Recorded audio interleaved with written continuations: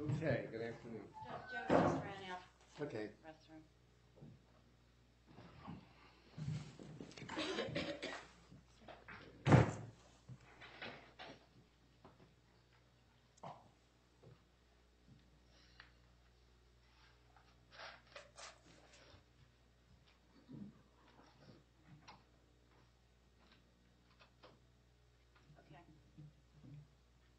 Okay.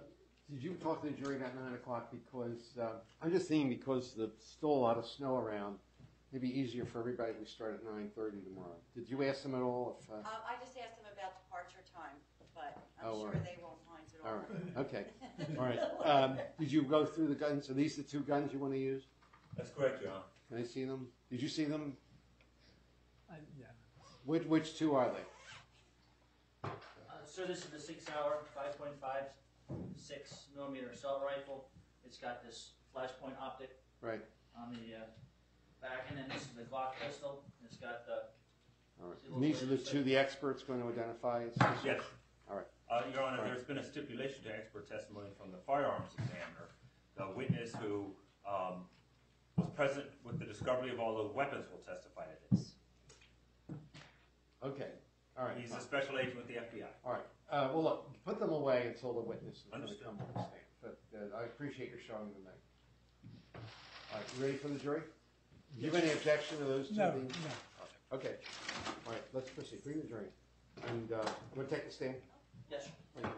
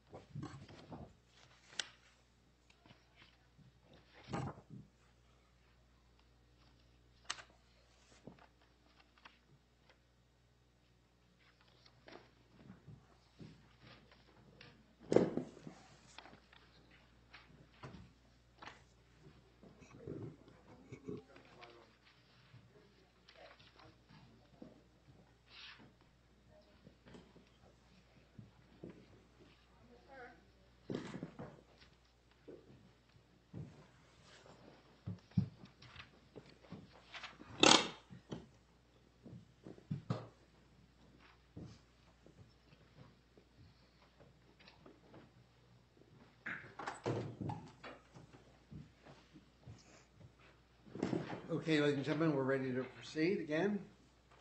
Mr. Kaufman, you may please proceed with the testimony of Agent Bain.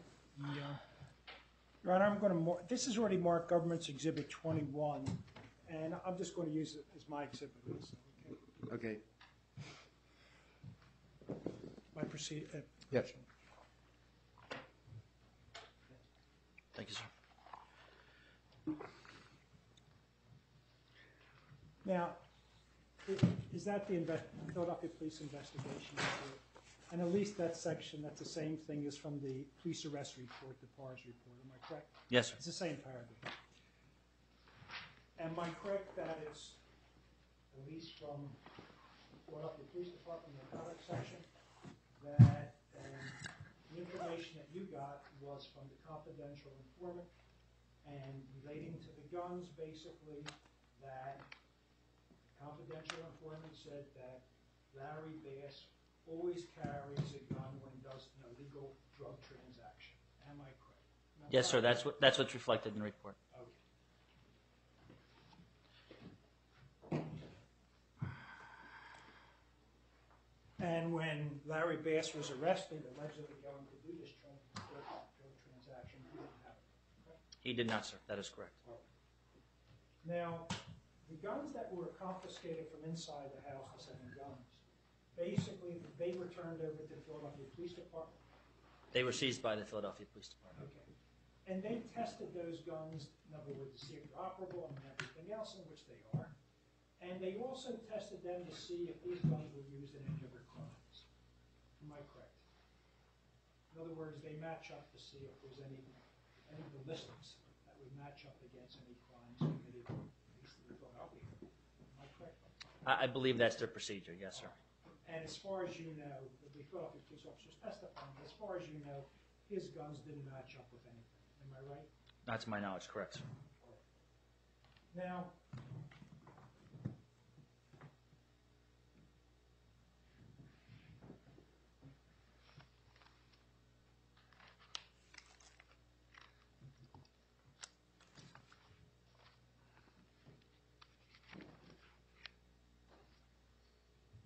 I have the FBI extract of this warrant, I guess D1.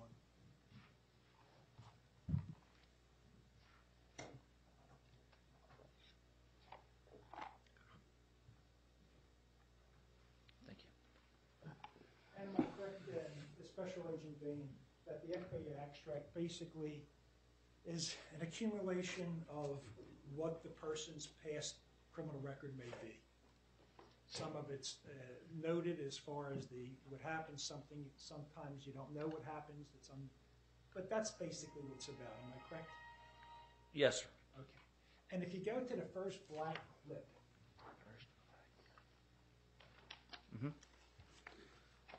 there's aliases by Mr. Wilson, am I correct? Yes, sir. And some of the names are fairly close, but one isn't, and that's the Marquise Johnson, am I right? Yes, sir. And the next page in the clip is Social Security numbers attributed to Lamar Wilson. Am I correct? There's 3 Social Security numbers attributed to Mr. Wilson. Yes, sir. Lamar Wilson is at least from what I see there, is a multi-state offender. Yes, sir. He's offended in New Jersey, he's offended in Pennsylvania, he's offended in Maryland. Am I correct? Objection, Your Honor. Overruled. Well, it's multiple questions. I mean, you want to break it up? Yes, Your Honor. Am I correct? He's offended in Pennsylvania. Yes, sir. Now, as far as Pennsylvania is concerned, he had in 2004 drugs and guns in which he was sentenced to 1 to 3 years in state prison. Am I right?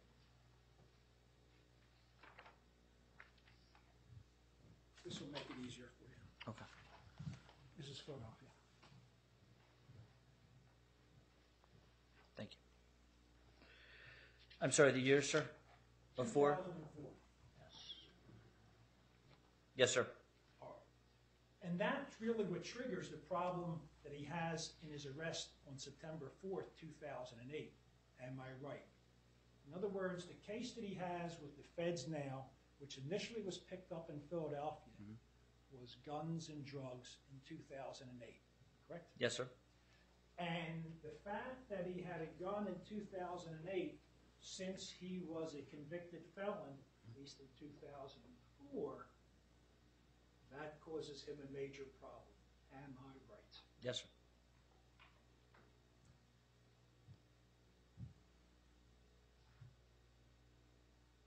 The 2008 case was in Philadelphia, and from what I read, he actually had a shootout on the streets of Philadelphia.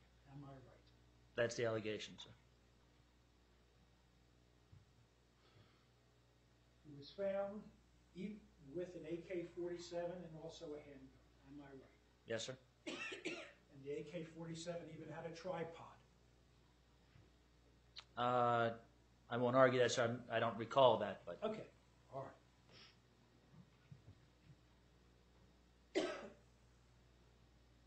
In his arrest history, he has retail theft. Objection.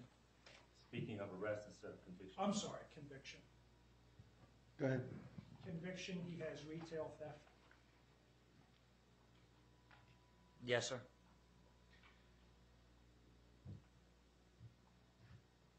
He has criminal attempt for burglary, and I think it was Bucks County, and Salem, Pennsylvania, conviction. That I'd have to refer to that. I don't recall that one specifically, sir.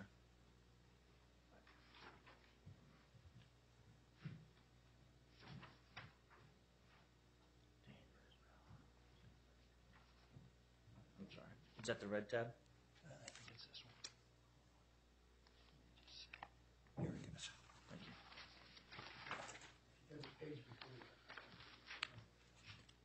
notice pages being approved? I'm sorry, I don't see the page number on here. Do you? No, but it's Bucks County. It's June 6, 2003. Ben Salem Township, Bucks County. Yep.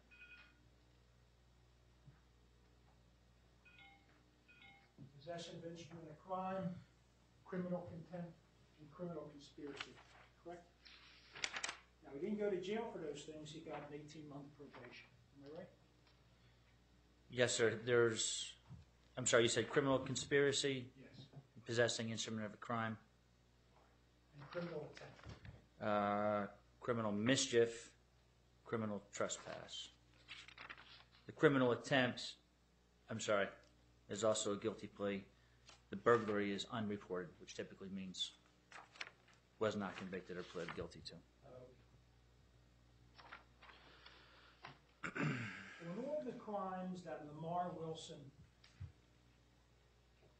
was pleading to, convicted of, or anything else, it didn't involve Larry Bass, did they? Not to my knowledge, no.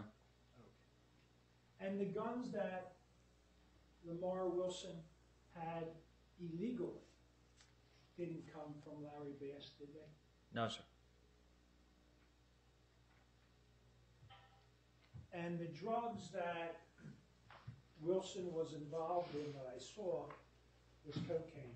Am I correct? Cocaine and or crack, as I recall, but one of the two.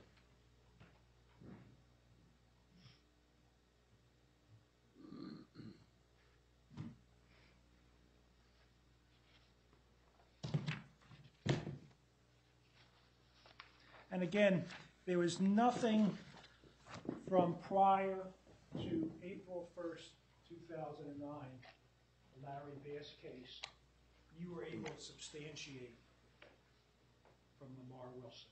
Am I correct? Any transactions or anything else? Am I right? Correct, sir.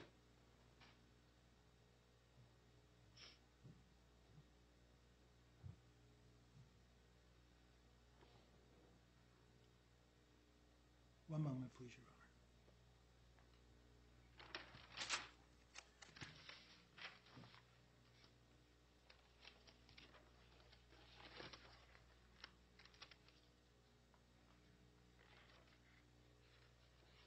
I have no further questions. All right, redirect. None, Your Honor, thank you. All right, thank you, Agent. All right, Sir. call your next witness, please. The government will call Special Agent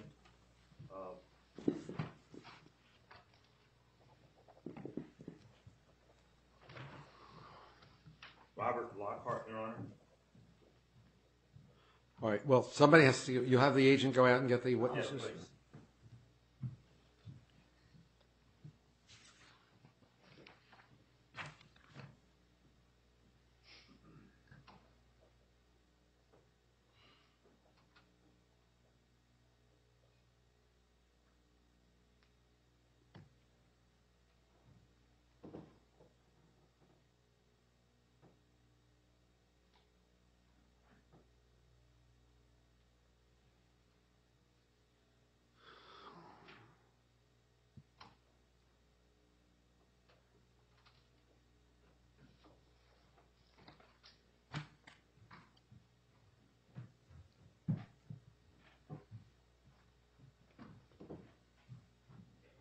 Please raise your right hand. Do you swear or affirm that the testimony you shall give to this court and this jury will be the truth, whole truth, and the best truth, so help you God, or you do so affirm? I do. Please state your full name and spell your last name for the record. Robert C. Lockhart. It's Lockhart.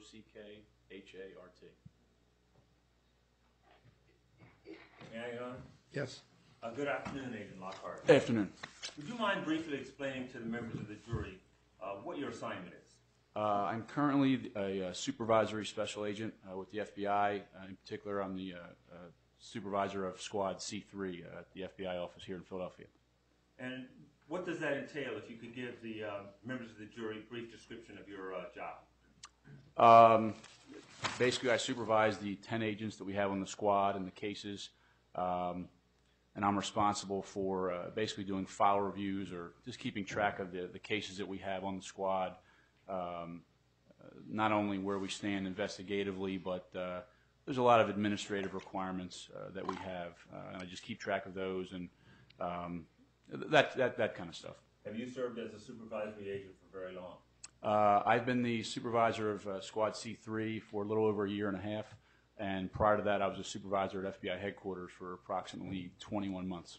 How long have you been an FBI agent? Just short of 13 and a half years. Prior to your assignment here in Philadelphia, where were you assigned? I did 10 years in the Washington, D.C. field office. You indicated just a little over a year you've been a supervisory agent, is that correct? That's correct. The matter that brings us to the bar of the court today occurred on April 1, 2009. Were you a supervisory agent at that time? Yes, of Squad C3. Did your responsibilities bring you into contact with anybody that you see in this courtroom now back on April 1st of 2009? Yes. Who would that be? That would be Mr. Bass. That is indicated in the defendant, Larry Bass, for the record. Would you please explain, Officer Lockhart, how did you come into contact with the defendant, Larry Bass? Initially? Yes. Initially, I was positioned in a surveillance vehicle with two other agents, probably about a block or so away from the target residence, Mr. Bass's residence. Why were you at the residence? Why were you with other agents? I was there as part of a team with Philadelphia Police, narcotics officers, and other FBI agents from our squad, and we were there basically covering a planned drug transaction. Okay. So what occurred when you were in surveillance? And if I may, at this time, Your Honor, seem an appropriate opportunity to bring forward a map, if I may. Sure. With permission. Yes.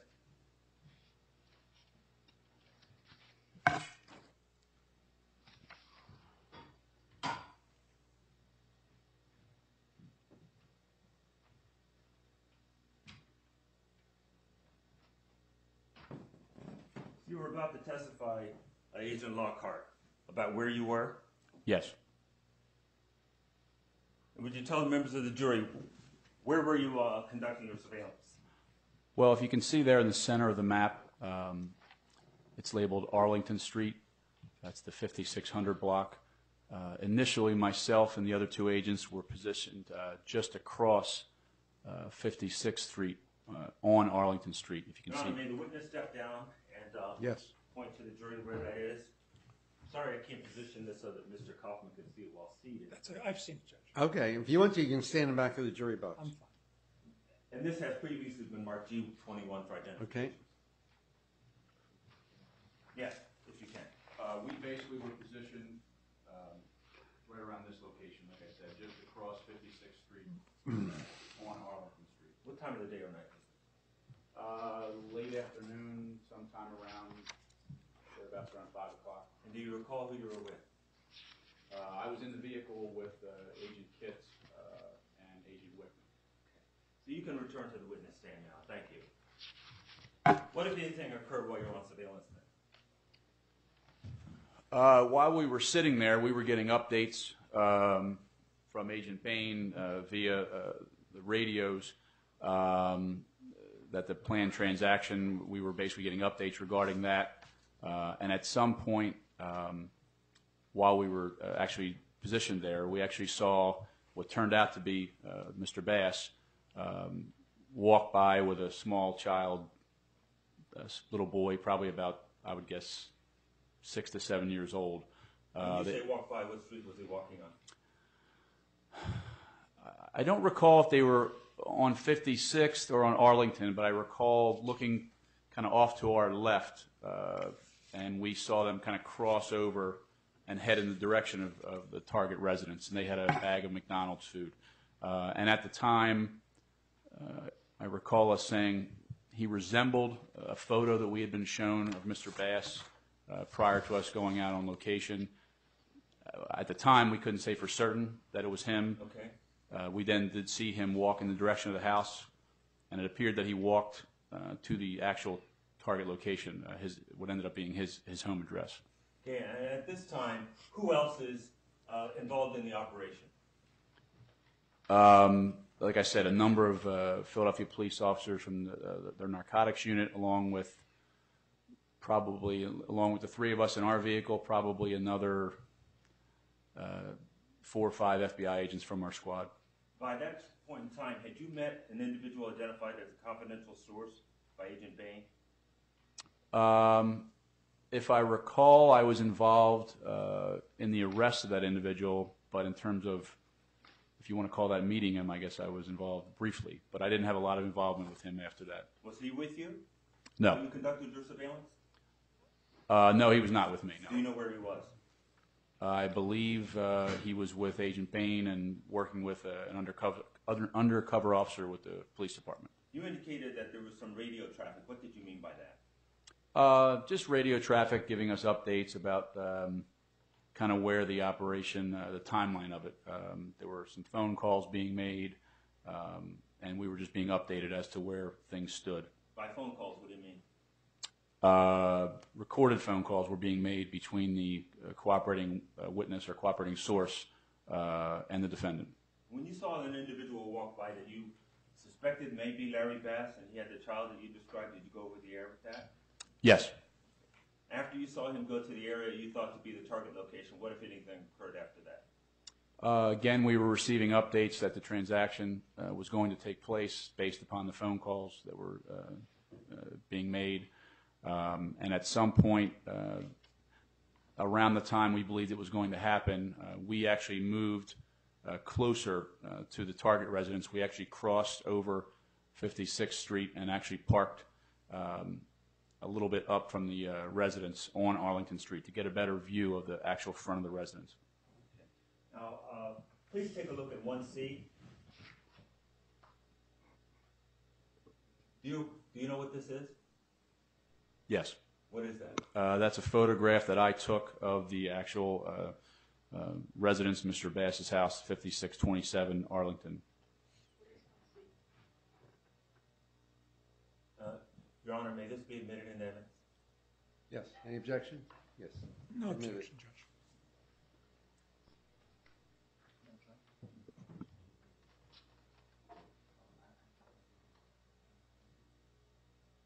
Excuse me, Your Honor, if I may have just one brief moment, Sure. court's indulgence.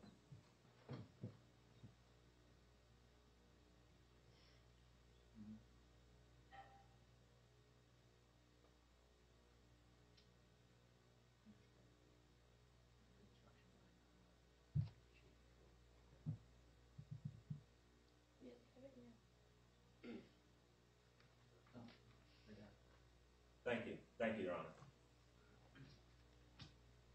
So what occurred after you moved closer to the location in response to going out over the air with the information that you had?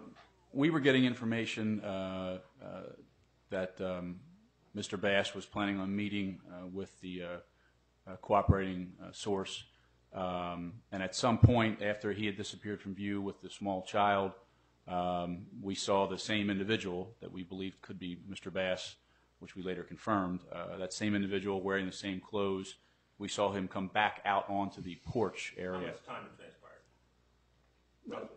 Not much. I think shortly after we moved our vehicle, which was, I'm going to guess, 15, 20 minutes, then we moved up, and then shortly thereafter, we were receiving the radio traffic, and then we saw Mr. Bass coming out onto the front porch area. When he came out into the front porch area at 5627 Arlington Street, was that with or without the child at that time? Without. So when he emerged, what happened after that? He emerged. We saw him kind of lingering on the front porch area, and shortly thereafter, we saw him exit and walk down the street, which we knew we'd been told that was going to be where he was going to be taken into custody as he attempted to deliver narcotics. Okay. And did that in fact happen? Yes. Did you see that? Yes. As we pulled up, we were up, like I said, above where that happened. It happened further down Arlington Street. We could see him being taken into custody a little bit down the block. Agent Lockhart, when you proceeded to this location, was there a search warrant in hand? I believe we had an anticipatory search warrant that had been obtained. A state of Pennsylvania search warrant had been obtained by one of the narcotics officers. But Mr. Bass came out of the house instead of the law enforcement officers going into the house. Why did you arrange it that way? For safety purposes. What do you mean? Well, the information we had, there were firearms inside the residence for the safety of the officers, for the safety of the cooperating source, and frankly, for Mr. Bass's safety, we felt it was better to get him out of the residence and away from, what we thought could be a large amount of weapons and ammunition. You saw him taken into custody then? Yes. Would you describe that briefly? Again, I was a good bit of ways up the block. We basically proceeded to the front of 5627, and where it was several officers and several agents, including Agent Bain, took him into custody. He was down the block. I could hear them giving him commands to show his hands, things of that nature, and I saw that he was placed in handcuffs. It was, like I said, it was probably about a half a block down, so I wasn't right up close. And now, based upon your knowledge of events, you remained on the scene after he was taken into custody. Yes. And you had continued assigned responsibilities after he was taken into custody. That's correct.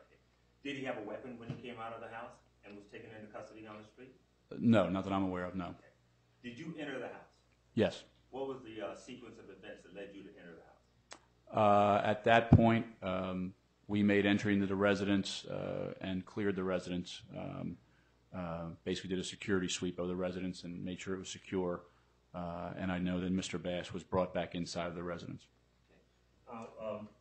Was there anyone inside the home when you went in?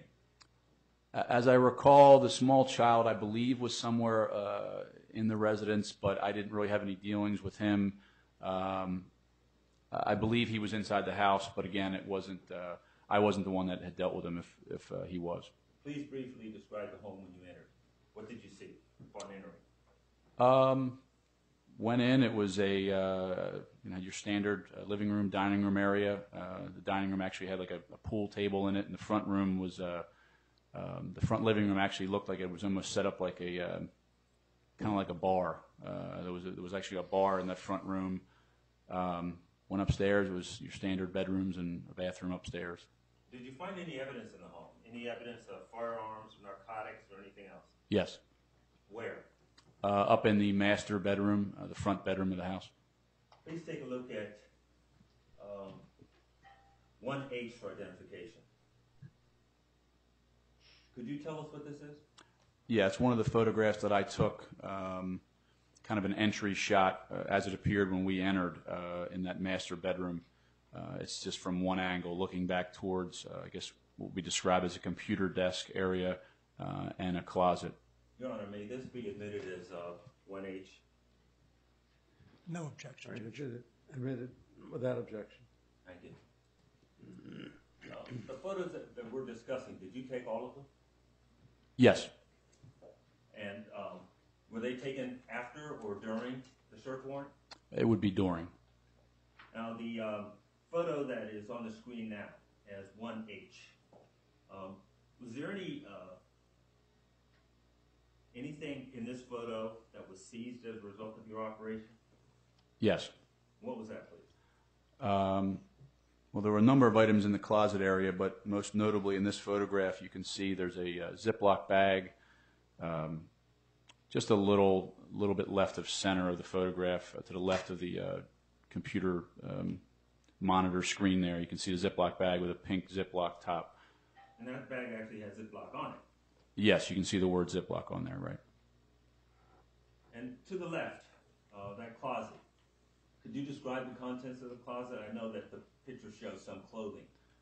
There's some clothing, and there's also a Male or female clothing? male. There were a number of items that we seized from that closet, which I believe you're going to show me some photographs of. You could take a look at 1S for identification. What is this?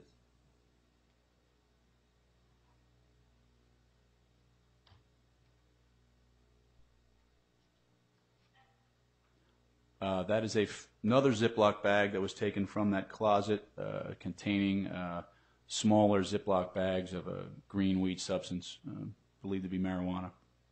And where in the closet was that found? Somewhere in that closet area. Again, that agent, I'm taking the photograph as he pulled it out of the closet, and it's that same closet that was pictured in the previous photo. Please take a look at 1B for identification. Do you recognize this? Yes. Another of your photos? Yes. May this be admitted as Government's Exhibit 1B, Your Honor? No objection. Yes. Describe what's contained in 1B. Again, it's another Ziploc bag with smaller baggies, again holding quantities of green weed substance believed to be marijuana. Was the defendant present in the bedroom during execution of this search warrant? No, he was downstairs. And was he secured downstairs? That is, were there officers with him? Yes. What is 1P? That's a photograph of a scale that was in that same bedroom. May this be admitted? No objection, Judge. Admitted. And where in the bedroom was the scale? It was on top of one of the bureaus in that bedroom, that front bedroom. Now, in addition to the photograph, was the scale seized? Yes, it was. Why?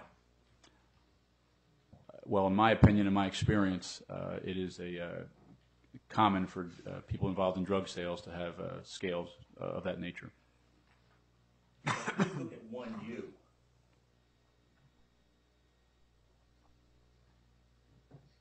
You recognize this? Yes. What is it? That's basically a straight-on shot of the closet with the clothes removed that shows a number of gun boxes and a number of boxes of ammunition, different caliber. Permission for this to be admitted in evidence, Your Honor, is Government's Exhibit 1U. All right. No objection. Admitted.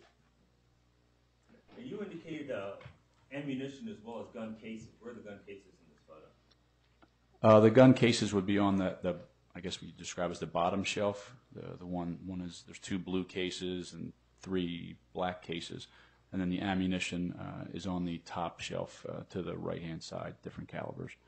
Agent Lockhart, were these gun cases locked? I don't recall if they were. Were they opened while you were there on the scene? I'm sure they were, yes. Please look at 1W for identification. What is that? That's a long gun box that ultimately, when we opened it, we found that it contained an assault rifle. If this could be admitted into evidence, Your Honor, respectfully, as 1W. No objection, Judge. Admitted. And you said that this was locked. Is that what you meant? It had a lock on it, but was it locked? Well, it was closed. It had that blue, I believe that's a lock. And again, I wasn't the agent. I was standing right there. Obviously, I took the photograph as they pulled the item out of the closet. I don't recall it being difficult to get the case open, but I couldn't say as to the type of lock or if that even is a lock, that blue item there. But I know we very easily opened the case. While you were on the premises? Yes. Please look at 1Z for identification. What is this? That's a shotgun that was found loaded in that same closet. This is a photograph after we've made the weapon safe and ejected the 7 rounds, shotgun shells that were in the weapon. I'll ask that this be admitted into evidence. No objection, Your Honor. Admitted. Now, how many rifles were found in the closet? 2, I guess what I would describe as rifles plus the shotgun. What's the significance of this shotgun? How does it operate?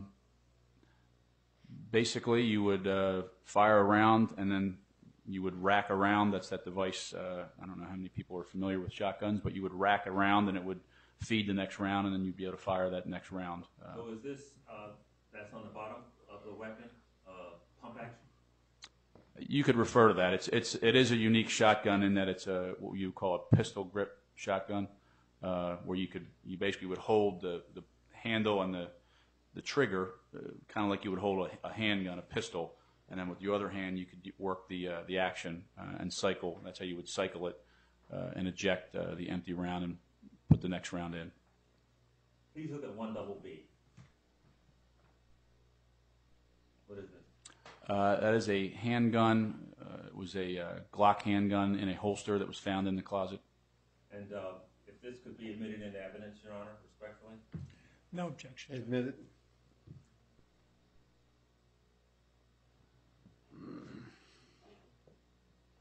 And where was this found, do you recall? This was in the closet, and this was the handgun that had the actually had a little laser sight device on the grip of the handgun where you kind of can squeeze it as you're holding it, and it actually has a laser sight on it.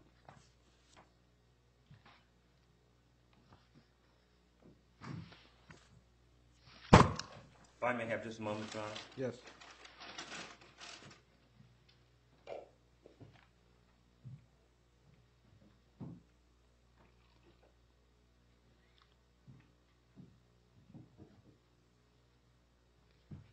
I'm requesting the witness with what's been previously marked G28 for identification. Okay, yes. This is G28 for identification, Agent Lockhart. What is that? This is that same weapon, obviously out of the holster and made safe. But this is that same weapon with the this is the laser sight device on the actual grip. In your experience as an FBI agent, what's the purpose of a laser sight on a pistol? Laser sight would just give someone better accuracy when they're shooting the weapon. Is it useful only at nighttime because the laser can be seen, or can it be seen in daylight as well? It can be seen at both daylight and at night. I'll ask that G28 be admitted in evidence, Your Honor. No objection, Judge. Admit it.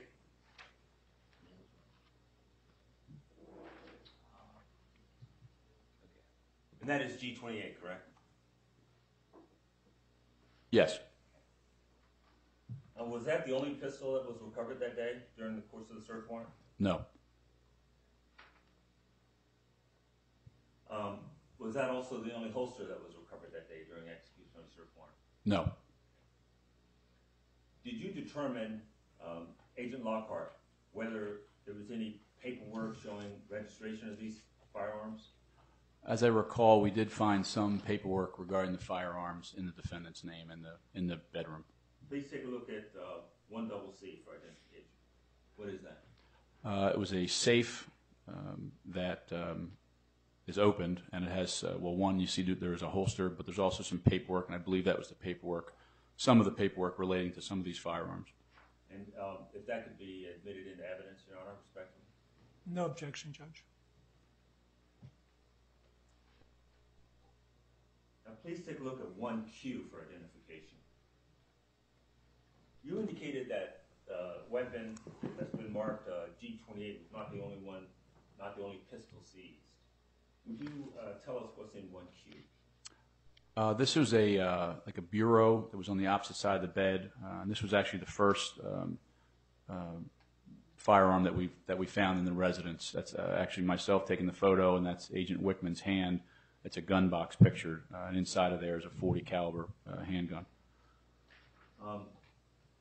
If 1Q could be admitted into evidence, respectfully, Your Honor. No objection, Your Honor. Admit it. Where in the bedroom is this bureau? Is this bureau? It was either like a small nightstand or maybe the bottom left corner of the bureau, and it would have been, if you're picturing the bedroom, it's kind of in the opposite caddy corner to that closet. And was this case locked? No. Was this weapon loaded?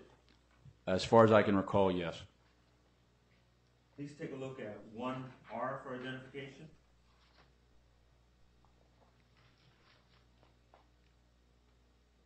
What's 1R? That is a photograph of what was inside of that box after we had opened it. And there's a magazine for the weapon that's sitting there. And if 1R could be admitted into evidence? No objection, Judge. What's the significance of having the slide back like that? Is that how the weapon was recovered? I would term that making the weapon safe with the slide back like that. I didn't personally put it back like that. I think it was Agent Wickman. So I can just tell you that that's the photograph that I took as the weapon appeared as I took the photograph. He was the one that opened the box and would have handled the weapon. What sort of weapon? It is a Taurus .40 caliber handgun. Now, please take a look at 1GG. What's depicted in this photograph?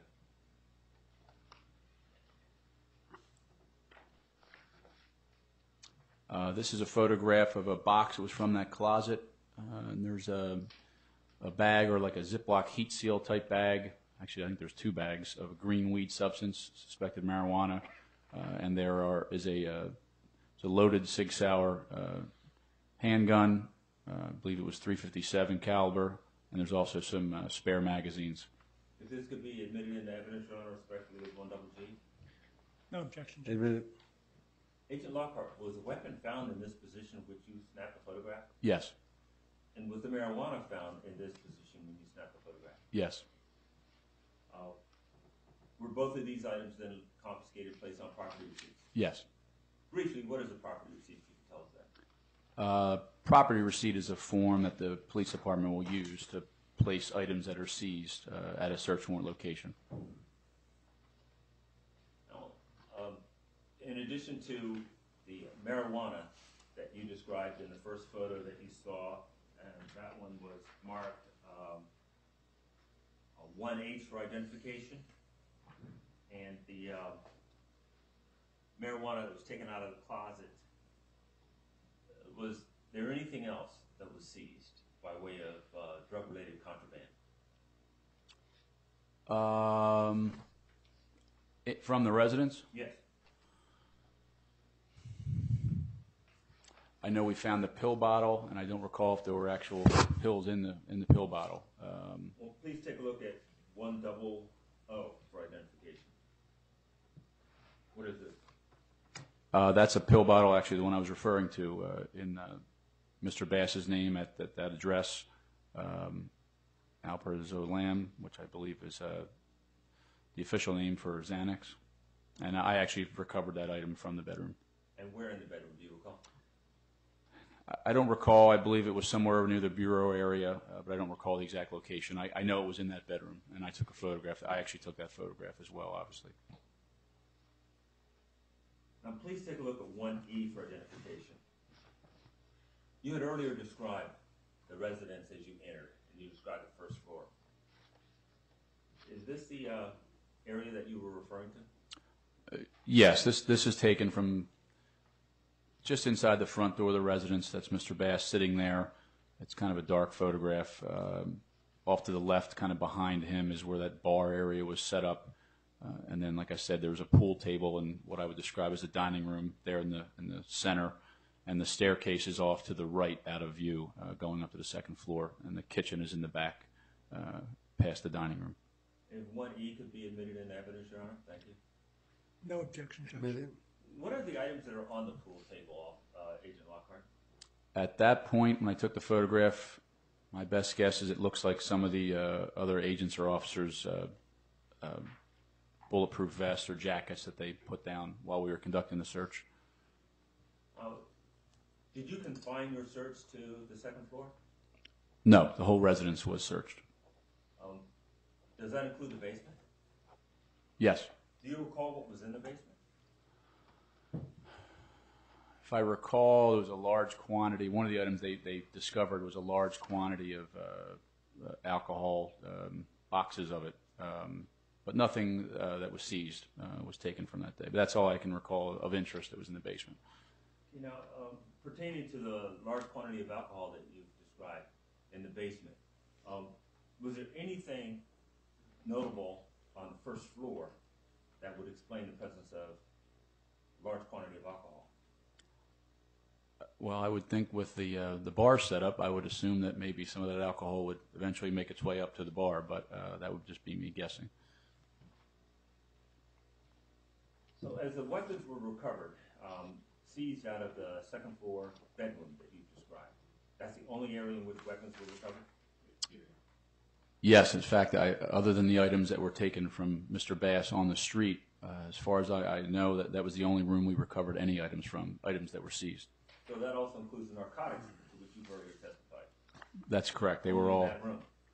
other than what was taken from defendant on the street, all of the narcotics were found in that front master bedroom. Now, did the FBI take possession of the contraband as a result of the execution of this warrant? The police department actually was the seizing agency. They took all the items back and took custody of the items. Please take a look at 1A. What's depicted in 1A? This is a shot of all of the evidence that we took out of that front master bedroom. We positioned it on the pool table, and I took a picture of all of those items. If 1A could be admitted in the evidence, Your Honor? No objection. Admitted. Well, there appear to be 4 pistols in that photograph. Is that correct? That's correct. You described where 3 were seized. Where was the 4th seized? The fourth that was seized was found in a nightstand right next to the bed. Right as you enter the bedroom, there's a nightstand right there next to the bed. It was a Taurus .45 caliber in a holster, and that was found right there in the bottom drawer of that nightstand. Well, the weapon at the bottom of the photo in 1A you previously described. Yes, that's the shotgun. What is the weapon that's right above it? That was I believe it was a Sig Sauer. I don't recall if the caliber was maybe .556, but it's basically that's the assault rifle that was inside of the case that we showed earlier, that long case. Okay. And the long case that you showed earlier, was that in 1W for identification? If you could bring up 1W again. Exhibit 1W, please take a look at it. Yes, it would be 1W. That assault rifle, the Sig Sauer, was inside of that case. And referring again to 1A, was there anything that you would regard in your experience as notable about the Sig Sauer assault rifle? It had a scope on it. Like I said, it's an assault rifle with a scope. You don't see those every day. Your Honor, court's indulgence. Okay.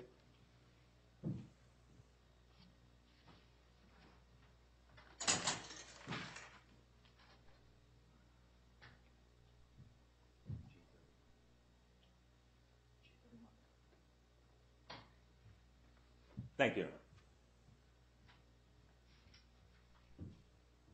Okay, I'm handing you what's been previously marked G31 for identification. Just tell the members of the jury what that is.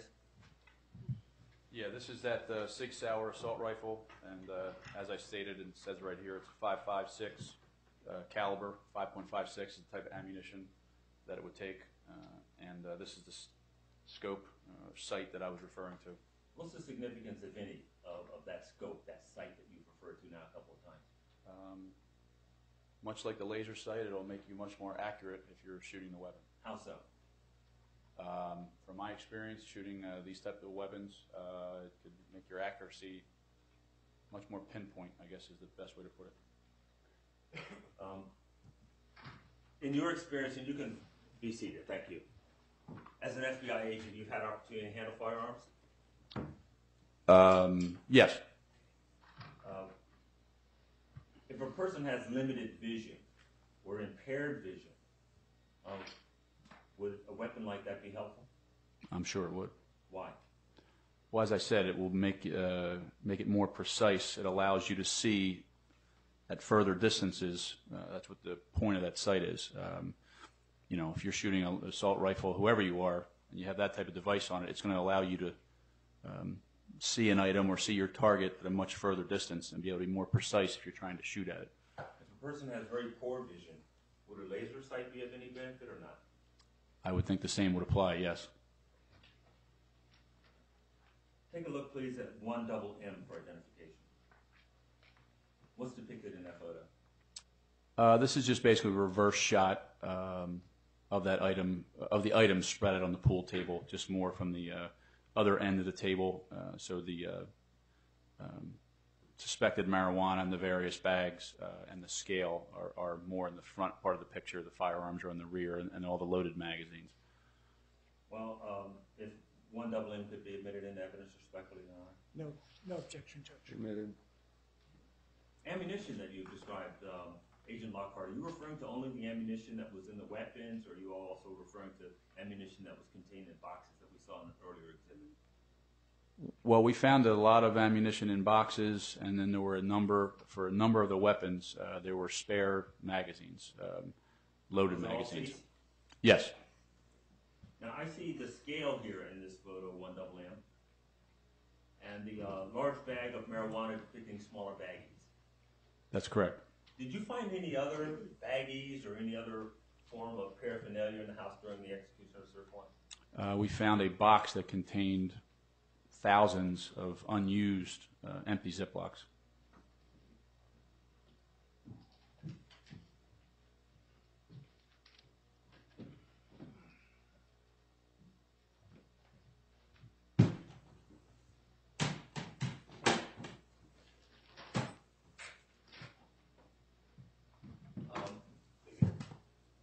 I'll ask you to step down, if I may. And if we could identify this box as G33 for identification. You can step over to this. What is this? These are just all the empty Ziploc bags that I was referring to, and like I said, that literally the whole case is filled all the way to the bottom with different colored bags, just like these. And is a bag similar to this that's depicted in the photograph where you show the marijuana being specific? That would be 1MM. If you could take a look in the center of that photograph, is that a similar bag to those that are there? They appear to be very similar, if not the exact same kind of bags. And this item right here, what is this? This is the scale that's depicted in one of the photographs. In fact, that's my writing right there with the date. It says scale located on top of the dresser. Now, the items that are collectively marked G33 contained in this box, that is, these plastic baggies, where in the house was this seized? This was in that closet area. In the closet in of- that front master bedroom. And is that the same closet out of which the rifles were taken? Yes.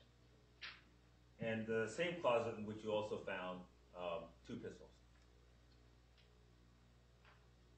Yes. You can return to the stand now. Thank you.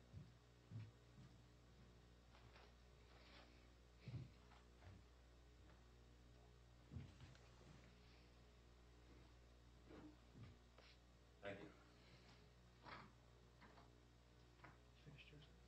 If I may have just a moment. Yes.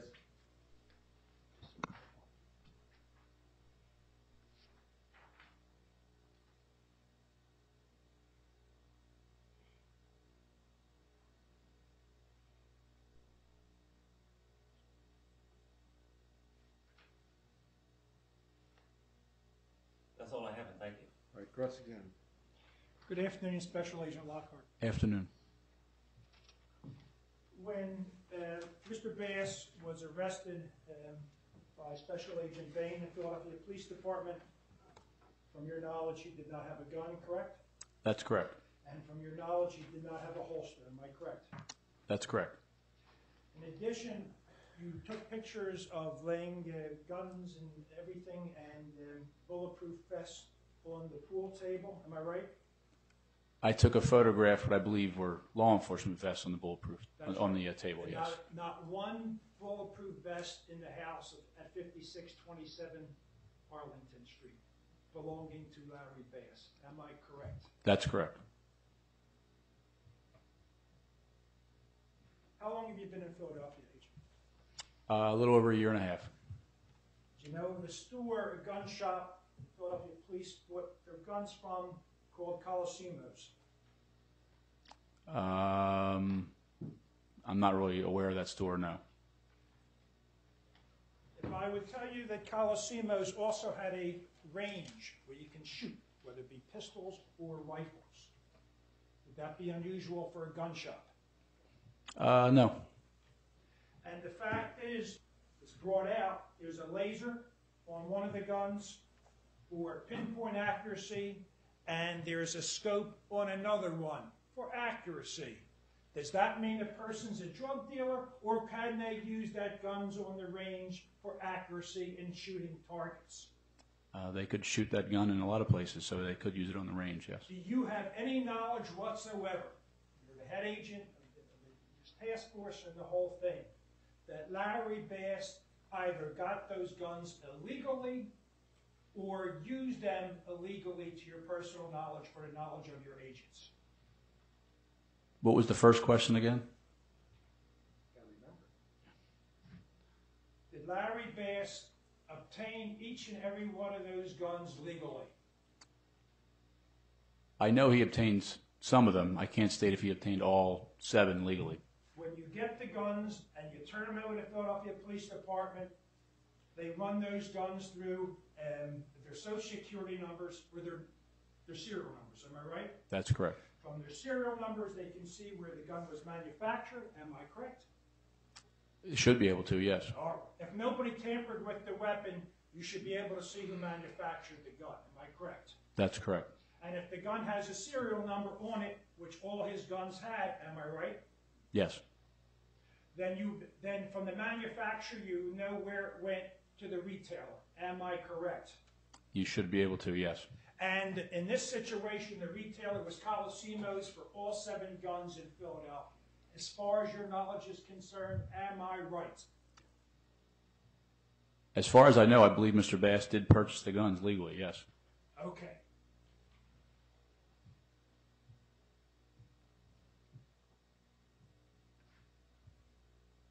When you purchase a gun, regardless of who purchased it, you have to fill out a form with your correct name, am I right? Yes. What's a straw purchaser? A straw purchaser? Yes. What is a straw purchaser? It would be when someone uses another individual to purchase a gun for them. Because they really can't do it legally, am I right? I guess that'd be one of the reasons.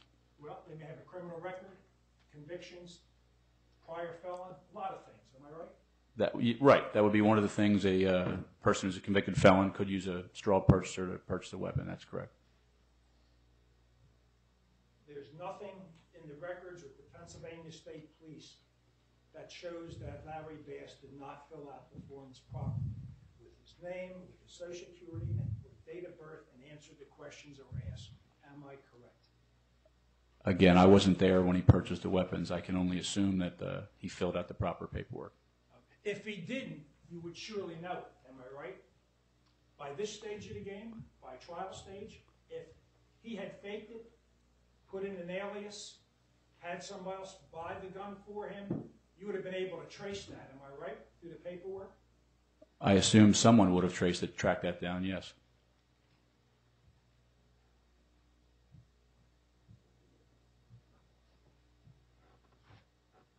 You showed this handgun, and you showed the rifle. Is there anybody in this jury that if they had the mind to, they could not themselves go out and buy those guns if they passed the background checks? If someone is not a convicted felon, they could go to a gun store or different places, yes, and legally purchase firearms. No mental health problems, no domestic abuse, and no conviction of felons. Am I correct? Right, they would be able to purchase a firearm, that's correct.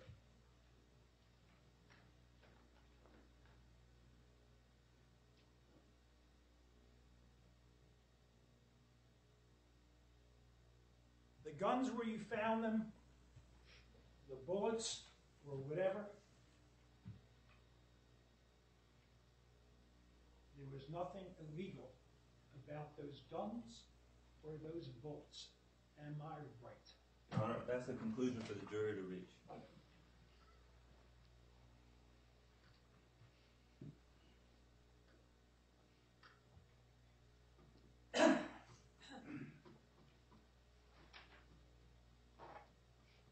I right, Agent?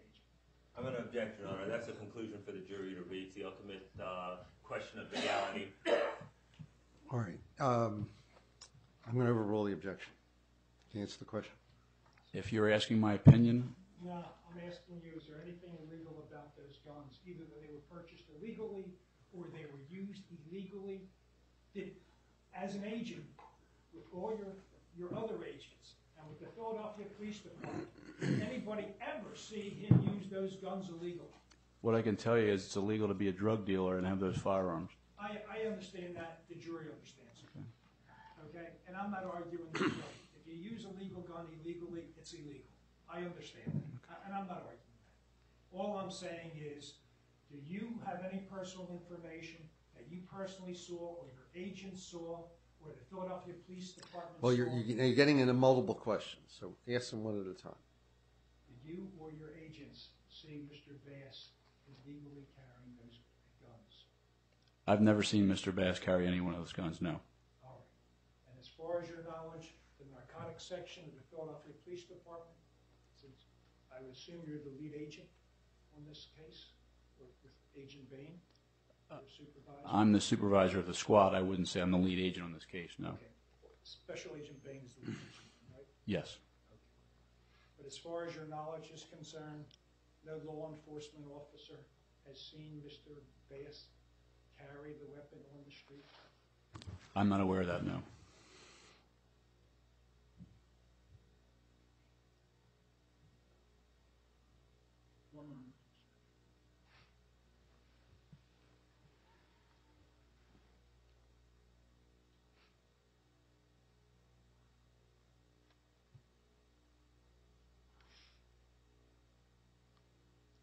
No further questions, Your Honor. Redirect? None. All right, thank you. You may step down. Thank you, Judge.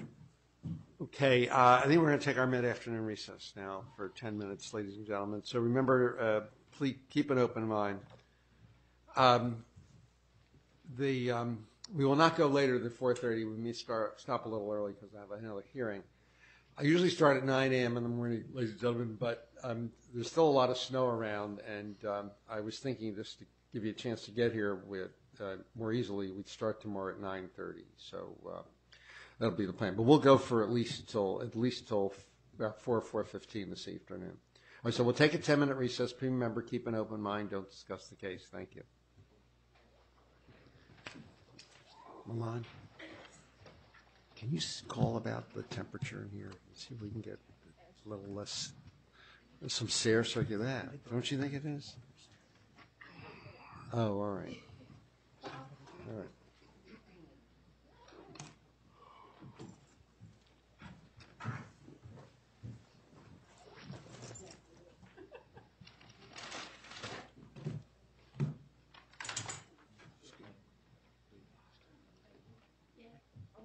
Yeah, we're taking a recess for 10 minutes. Thank you.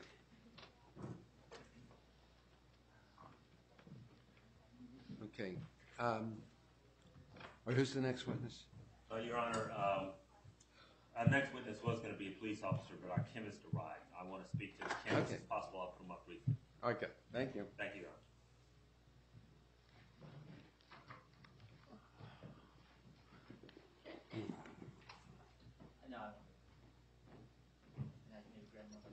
I'm calling a witness out of Yes, order. sure. Let's bring the drink.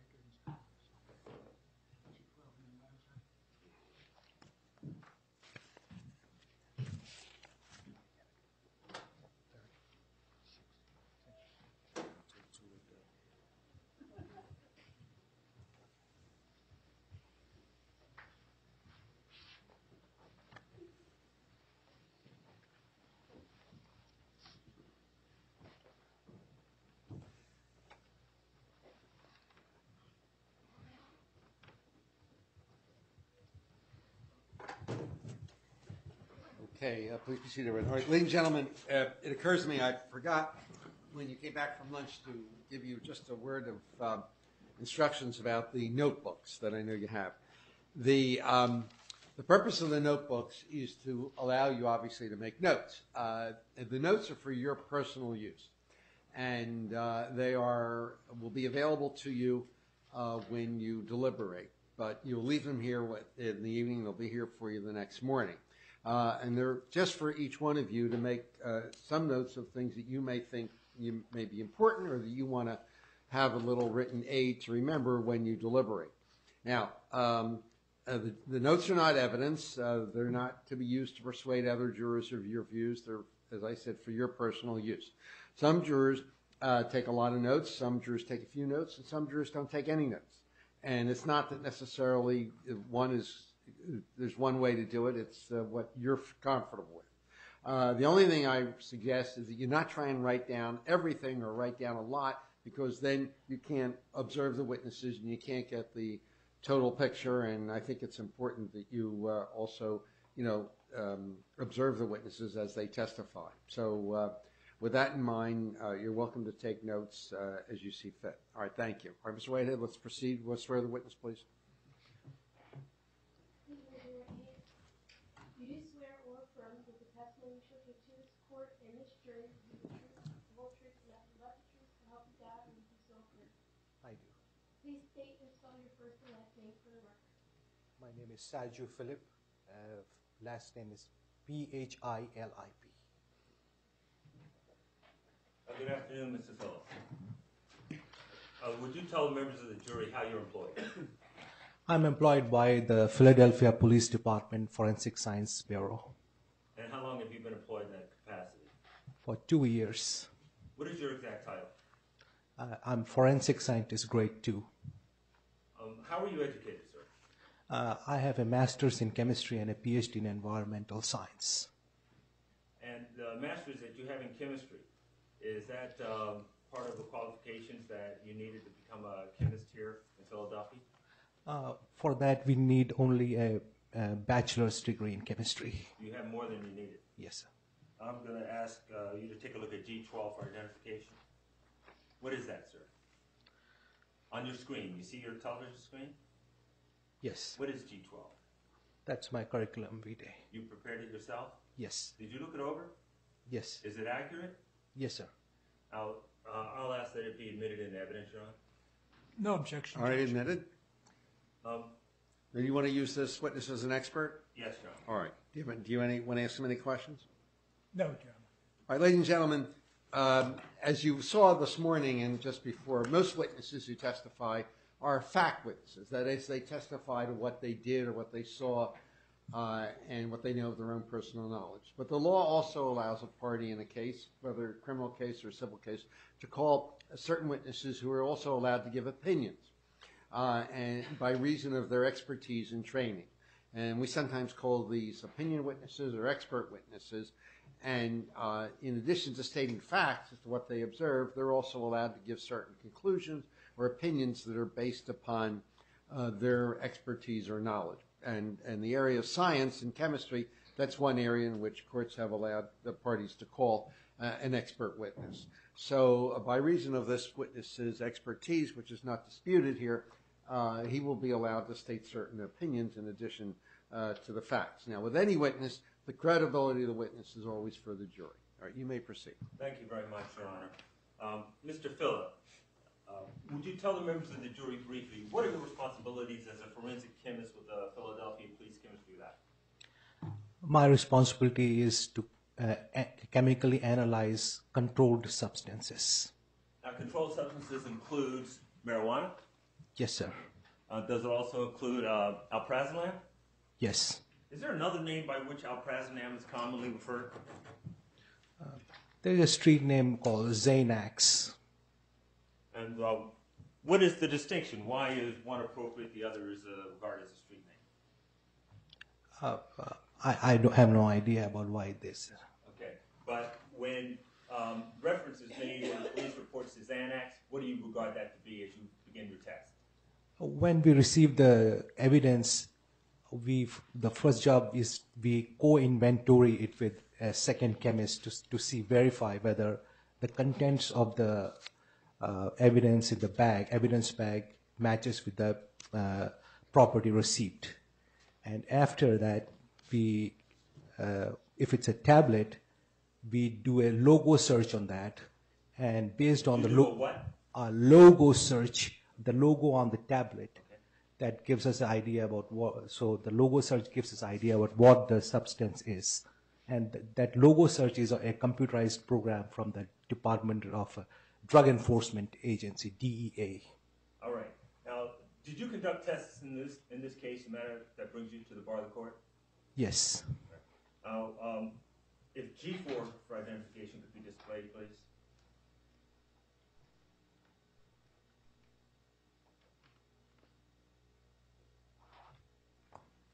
You're taking a look at G4. Is your name any place on that document?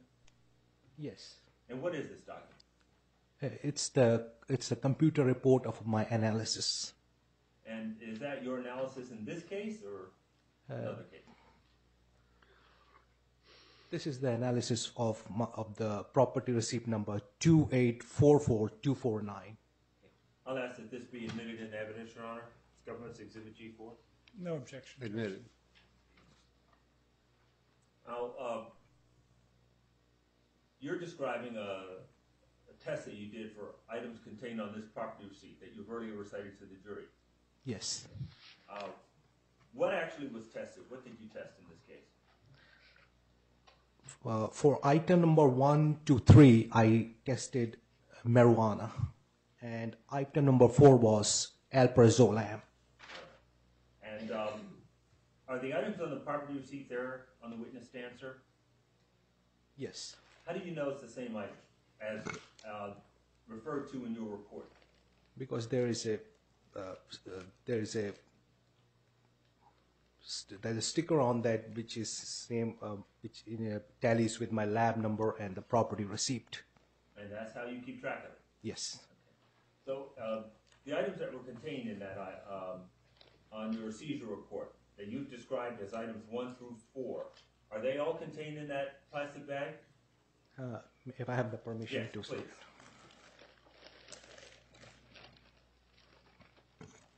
What is that? What is that, if you could hold it up? This is the original evidence bag. If you could start by locating and identifying item number 1.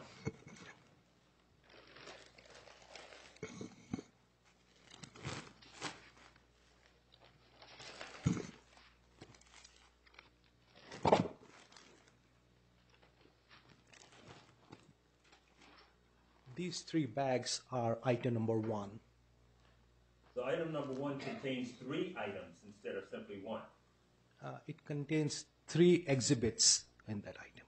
Okay. How many of those exhibits did you test? I tested one of this. How did you choose which one to test? Most of the time, we do the one which is field tested. So the item which was field tested is the item that we analyze in the lab. What test did you conduct? In case of marijuana, there are 3. There is a test which is called a preliminary bench test, and that bench test involves 3 different tests. One is the appearance of the marijuana.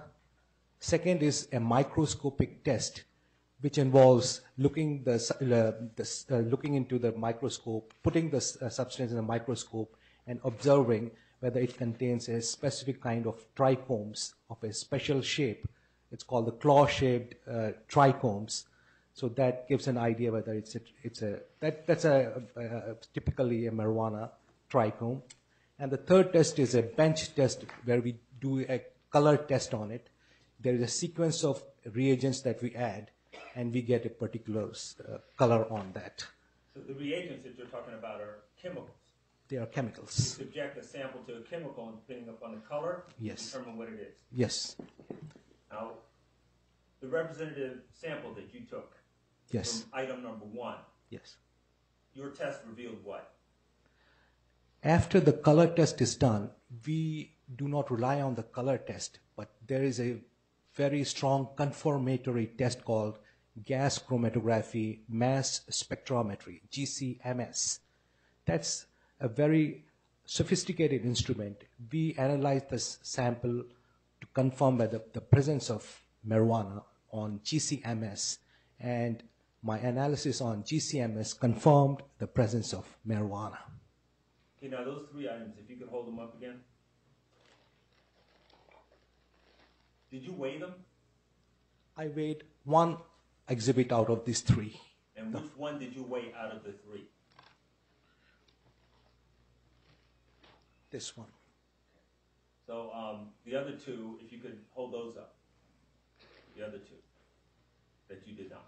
Those two you did not weigh. Yes. Okay, why is that? Why didn't you weigh everything? It is our lab policy that if the particular control substance does not exceed the minimum mandatory level, we only analyze one item out of the many items. Okay. Now, if you could identify, you could put those three items aside if you would, and identify for the jury that which you've marked on G4 as item number 2. Which item is that? It's a clear bag with a stamp hefty containing 80 clear Ziploc packets. And is that there on the stand?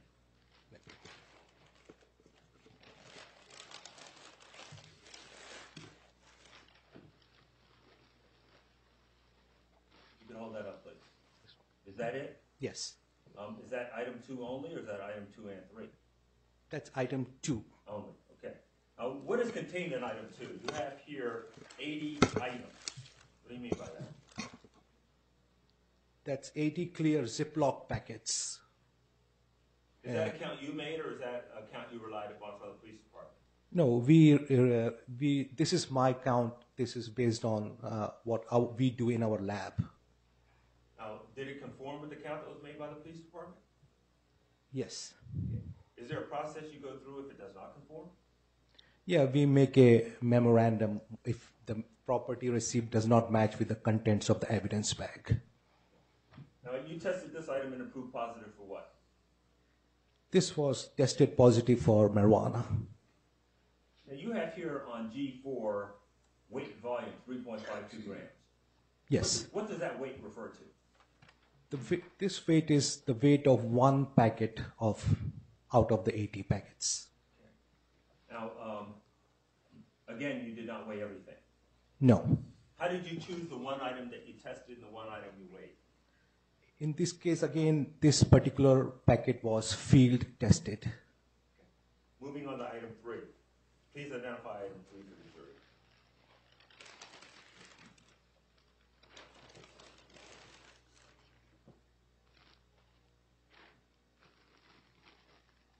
This is item 3. And what is it actually? This is a clear plastic bag with stamped Ziploc containing 60 clear packets. And what are in the 60 clear packets? This contains green vegetable matter. And what did you determine the item to be when you field tested a sample? I tested. Strike that. When you analyzed a sample. This was analyzed for marijuana, and I confirmed it as marijuana using the various tests that we conducted in the lab. Again, you have weight here as 1.12 grams. What does that refer to? The item that you tested, or what? This is the weight of one packet out of 60 packets. Now, referring back to the 80 packets in item 2, did each Ziploc packet contain green weed substance? Yes.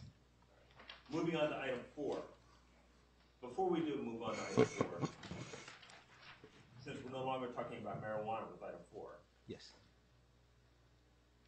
did you determine what the total weight is of items 1, 2, and 3? No. You have here at the bottom of your report, which is G4, net weight of this material. In this case is, and what do you mean by that? Would you read for the jury what you stated there? Net weight of material is between 30 grams and 2 pounds. Why do you state it in a range like that, 30 grams to 2 pounds? Based on the weight of the first item itself, it exceeds that one exhibit exceeds 30 grams, and we have come to the conclusion that it is less than 2 pounds. That's the reason why we gave a range.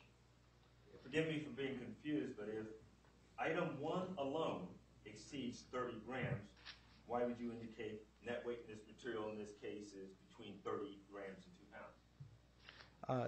That weight refers to the entire 1, 2, and 3 items. That's our lab policy.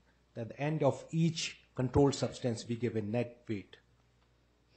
It's not particularly for that particular item. It refers to 1, 2, 3 items. Okay, and you're not referring to 1, 2, 3 items generally. You're referring to the 1, 2, 3 items in this case? Yes. But you have 30 grams, and that's less than the weight of item 1 alone. So why is that? The range that we have given is the range for the entire marijuana that is in this case. It's not only for the item number 3, but for item number 1, 2, and 3. Oh, so if any would fall below Yeah. 148, you would state Yes. that weight level. Yes. Okay, I understand. Thank you. Moving on to item 4. What is item 4? If you could identify it there. This is item number 4. It's an amber plastic bottle with a white cap containing 4 oval blue tablets with the marking GG258. And did you test it? Yes. How did you test it? When we have tablets, we do not conduct the preliminary bench test. We go by the logo search, which is a computerized system provided by the Drug Enforcement Agency, DEA. But once the marking of the tablet matches with the logo search provided by the DEA, we can only do the confirmatory test by a sophisticated instrument, again, as I referred earlier, called GCMS. GCMS gave me a confirmatory presence of alprazolam. Oh, so that is to say that you didn't rely simply upon the computer in this case. Yes. Okay. Now, the amber pill bottle that you have, is that consistent with its appearance at the time you received this evidence and examined it for the first time? Yes. The amber pill bottle actually states what? What's on the label? It has a name, Larry Bass. Okay. And does it also have the substance contained on the label? Yes. What substance is on the label? It's alprazolam. But you didn't rely upon the label to determine what it was? We don't rely on, we rely only on our results, our scientific results that we come about. And again, lastly, referring back to the earlier 3 items about which you testified, are they consistent in appearance with how they looked when you first received and examined them? Yes. I have no further questions. Cross-examine. Good afternoon. It's Dr. Phillip, isn't it? Yes. You have your PhD in environmental sciences? Yes. And I'll address you then. Yeah. All right, good afternoon, Dr. Phillip. Good afternoon. The prescription bottle you have up there for prazolam, please read the rest of the information. Is there a hospital, a pharmacy, a doctor?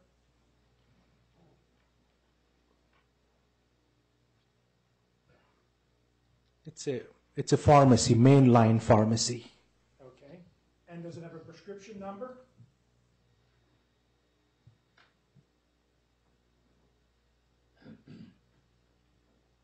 You having trouble reading it, Doctor?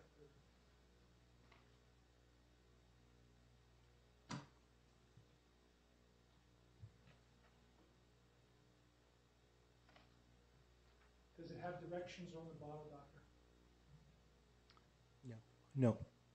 Just says a prazolam, Larry. Do you want to look at it? You can come over.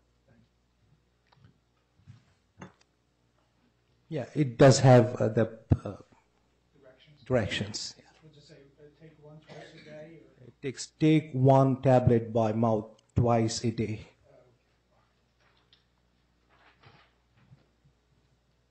Now, you said prazolam is the generic term for Xanax, am I correct? Yes. And you said Xanax is the street name, but the reality is Xanax is the manufacturer's trade name. Am I right? I'm not sure about that.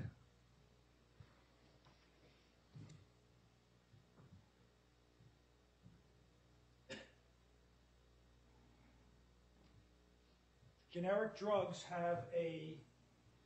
come from a trade name drug. Am I correct? In other words, the trade name, when the patent wears off after 18 years, they make generics. Am I right? Yeah. So prazolam is the generic term for Xanax. Am I correct? I heard about it, but I'm not very sure about that. Okay, all right, fair enough.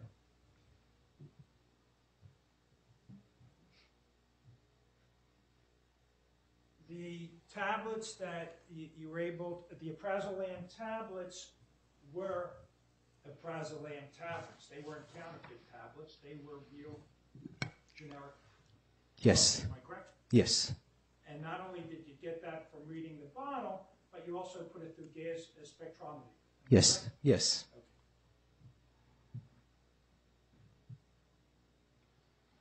And you stated that, at least as far as you're concerned, that the marijuana was somewhere between 30 grams, but less than 2 pounds. Is that correct? Yes. And 2 pounds you use as a mandatory minimum? Yes, that's the mandatory minimum. Okay, so it's less than that. Yes.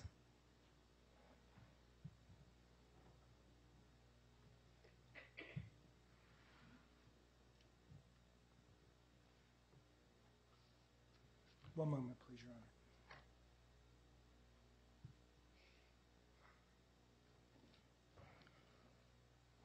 No further questions, Your Honor.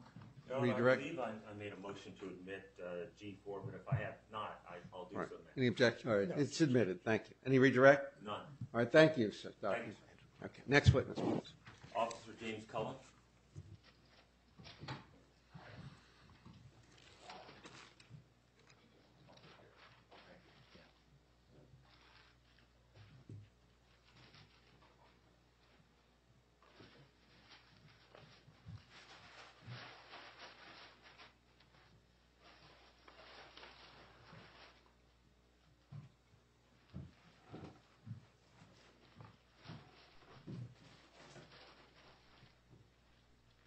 Good afternoon. Please raise your right hand. Do you swear or affirm that the testimony you shall give to this court in this jury of the criminal truth, nothing but the truth, self and God, and so forth? I do. Please state your full name and spell your last name for the record. Police Officer James Cullen, Cullen, badge number 7196, Narcotics Field Unit. May I, Yes. Good afternoon, Officer Cullen. Good afternoon. Would you please, sir, tell the members of the jury what your assignment is presently? Currently assigned in Narcotics Field Unit for the Philadelphia Police Department. And how long have you served in that assignment, sir? Approximately 10 years. How long have you been a police officer? This Friday I start my 14th year. As a member of the Narcotics Field Unit, could you give members of the jury just a general description of what your duties are? Conduct surveillances, use confidential informants, prepare search warrants, arrest warrants, conduct all different types of narcotics investigations throughout the city. Now, in the case at bar, you were the assigned, is that correct? That's correct. What does that mean? What does it mean to be an assigned officer? Basically, being the assigned officer, again, you're responsible for all the paperwork, planning the surveillance, planning the investigation, planning the arrest, how you're going to do things tactically, safety, all those types of things. With respect to this particular case, the area that your investigation took you is Overbrook section of Philadelphia, is that correct? That's correct. Have your responsibilities as a member of the Narcotics Field Unit been restricted to any particular part of Philadelphia? No. Where have you worked as a member of Narcotics? Just about every section of the city. Now, turning to the case at bar, would you tell the members of the jury what were your responsibilities on the date of April 1st, 2009? On that day, again, I was the assigned investigator. We conducted a joint investigation with FBI Squad 3. I prepared an anticipatory search warrant for 5627 Arlington Street after receiving specific information from Special Agent Bain.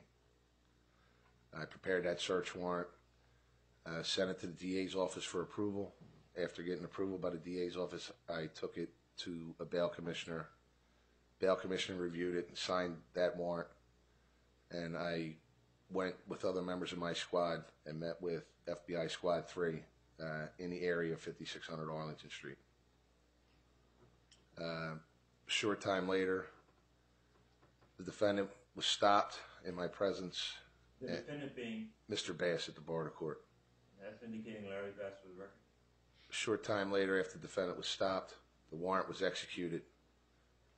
I remained in the living room of that property with Mr. Bass and his son. Well, where was Mr. Bass stopped? On the 5600 block of Arlington Street. Outside? That's correct. And were you present during that stop? Yes. How did Mr. Bass get into the house then? I walked him into the property. How did law enforcement officers get into the house? Using a key that was recovered from Mr. Bass. Once you were in the house, did you participate in conducting the warrant? I was inside. I was present for the warrant. All the evidence was turned over to me. However, I remained in the living room with the defendant and his son. Why? I was talking with the defendant about possible cooperation. Wait, if you could tell us what it was that you confined yourself to in the house. Did you confine yourself to one particular floor? The first floor. Okay. Now, the evidence that was recovered in this case, Yes. were you accountable for actually seizing the evidence, or did you take custody of it after it had been seized? That's correct. I took custody of it after it was seized and transported it to my headquarters. All right. I'm going to ask that G2 for identification be displayed.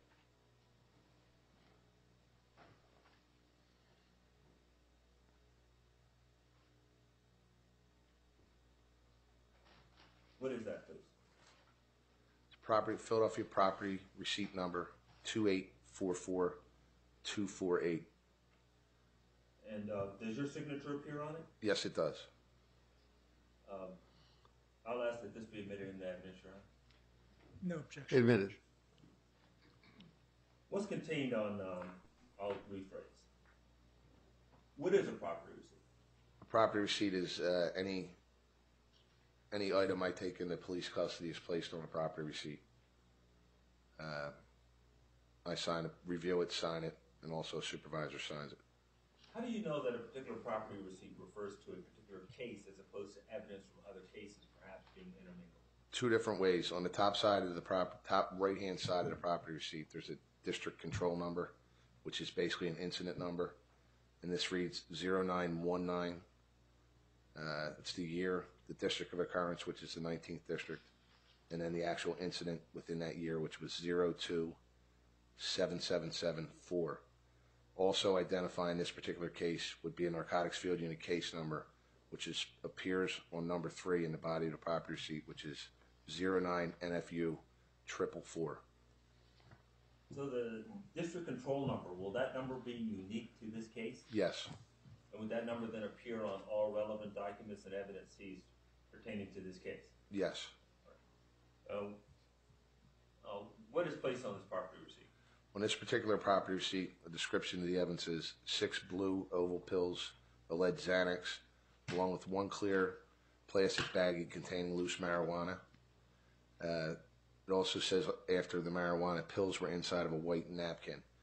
These were the items that were recovered from the defendant's person on the 5600 block of Arlington prior to entering the residence. And what was done with these items after you made note of their recovery? Once inside headquarters, I would conduct a field test and place them on this property receipt, this number, and transport them to the chem lab. And what is a field test? It's a test to show at least a presence of the particular narcotic that you're looking for. In other words, based on experience, I believe it to be marijuana. So I did a NIC test E, which is designed to show the presence of marijuana. When I conducted that test, it was positive for the presence of marijuana. Then I forwarded it to the chem lab for further analysis. And are you trained to conduct that test? Yes, I am. Please take a look at G3 for identification. What is G3? G3 is, again, another property receipt, 2844249. This lists the items that were covered inside 5627 Arlington after execution of the search warrant. And what are those items? Reading from the top and next to evidence, 2 large bags and 1 small bag containing bulk marijuana, 1 large clear bag containing 80 smaller Ziploc baggies, clear with green on one side packets, all containing alleged marijuana, 1 large bag containing 60 small packets with yellow on one. Yellow is the color. Yellow on one side, all containing alleged marijuana. 1 amber pill bottle containing 4 blue oval pills, alleged Xanax. And how was the item that you've described there in the 1 amber pill bottle consistent with the pills that were recovered from the defendant's person while he was outside? There were identical pill and size, shape, color markings. I'll approach you now with the court's permission with G24. Do you recognize G24? Yes, I do. What is it? It's all the narcotics that were recovered that day. And how do you know it's the same?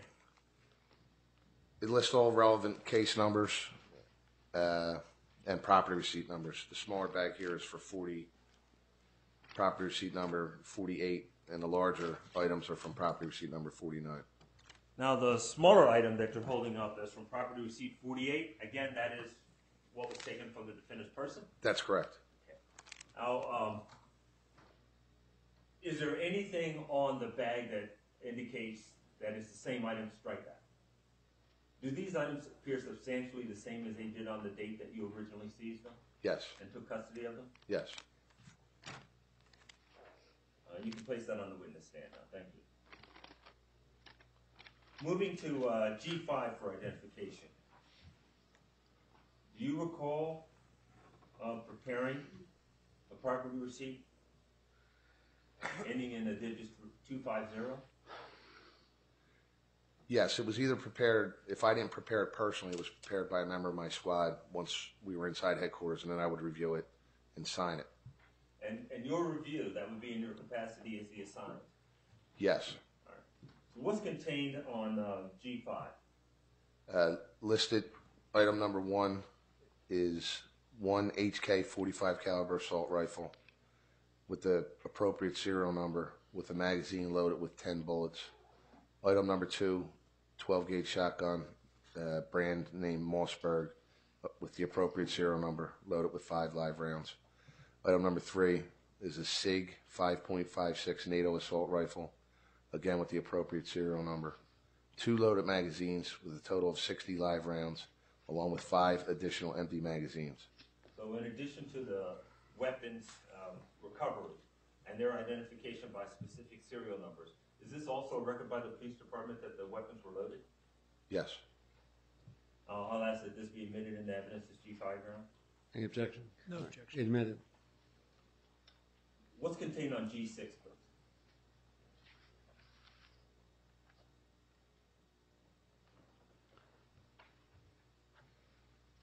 please? G6 is property receipt number 2851701, which also lists firearms.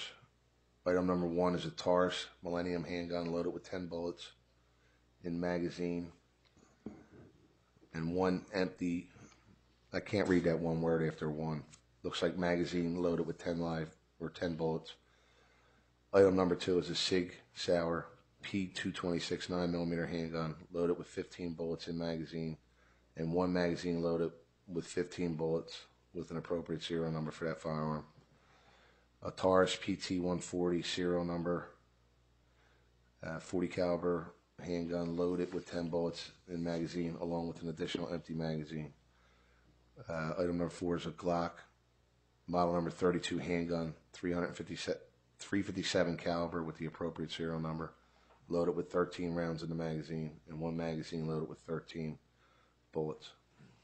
Your Honor, may G6 be admitted into evidence? No objection. Yeah, admit it. Officer Cullen, your name doesn't appear on this property receipt. No, it does not. Why not? For this particular investigation, anybody who transports the firearms to our chem lab, it's police department policy that that particular person's name appear on the particular property receipt. So for this investigation, I was the assigned, and I requested Officer Kelly, Marshall Kelly, badge number 1667, to transport the firearms to the chem lab for further analysis. But as the assigned, did you see each weapon? Yes, I did. Why are there 2 property receipts for the firearms instead of 1? There's 2 property receipts for the firearms. I'd say within the last year, the chem lab changed their policy, and they requested that when we confiscate long guns and handguns, that we place them on separate property receipts due to storage reasons, that they could store the long guns in one area and the handguns in another. So they requested that we put them on separate property receipts. And you referred to transport of these weapons. They're transported to where? The 8th and Poplar to the Forensic Science Building, police, chem lab, firearm. In your experience as a police officer, what is done with the weapons after they get there? Once they're in intake, they're turned over to Firearms Identification Unit, who then gets an assigned investigator within that unit to analyze the firearms. Please take a look at G8 for identification.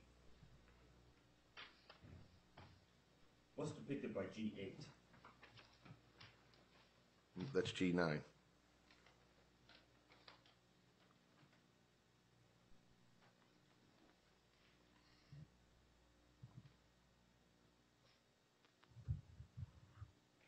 G8 is property receipt number 2851702.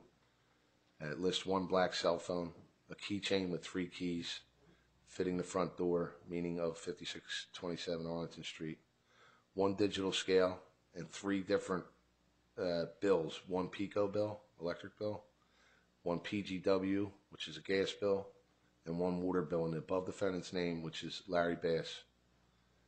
How would you see these bills?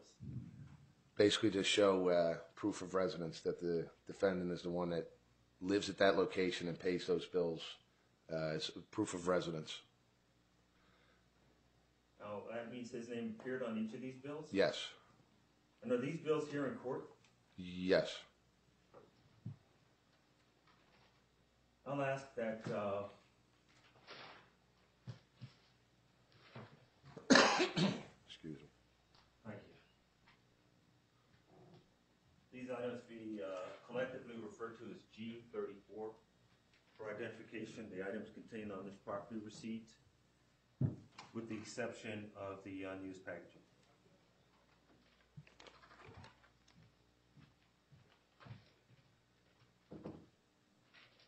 What is G34? This is the black cell phone. Where did you recover that? To the best of my recollection, it was recovered from the defendant, from his person. And is that a scale there? Yeah, this is a digital scale used to weigh narcotics. And that's the same scale that's on the property receipt that you've been testifying about? Yes. And the bills, they were also there? Yes, the 3 keys that are listed. The water bill with the names Larry Bass Jr. and a K. E. Williams, 5627 Arlington Street.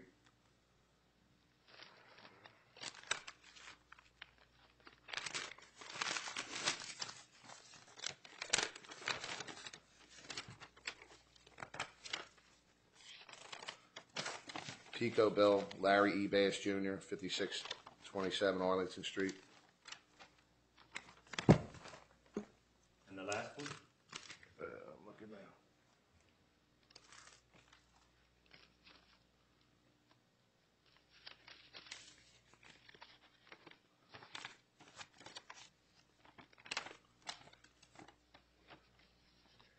Philadelphia Gas Works bill, Larry E. Bass, 5627 Arlington Street. Okay, Officer Cullen, I'm going to ask you to step down for examination of the next item. And respectfully, Your Honor, I'll ask that G34 be admitted into evidence. No objection, Judge. Admitted. Thank you. This right here, G33, Yes. were you also responsible for taking custody of this? Yes. Basically, what is it? Briefly. New and unused package in the package, narcotics, specifically these sizes, marijuana. Why would you seize this? Prove that someone is packaging narcotics for distribution. And where was this? Several thousand. And this was taken from where? Inside the residence also. 5600 Arlington. All right. Thank you. You can return to the stand. Thank you.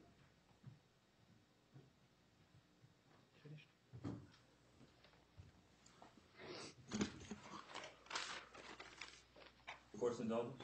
Yes.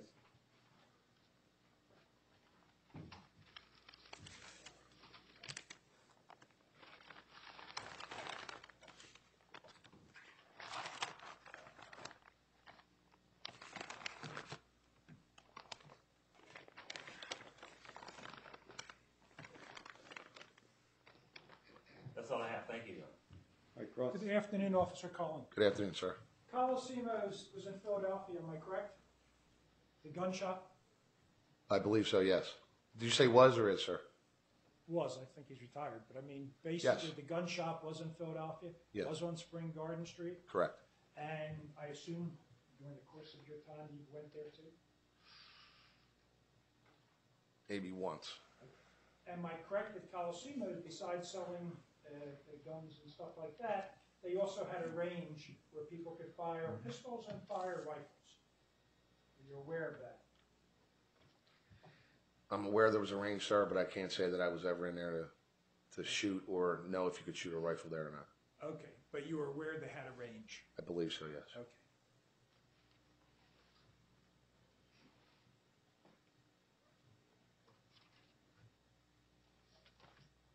Philadelphia police confiscated the guns, am I correct? Yes. All the guns were legal? Turned it over to forensics, am I right? Yes.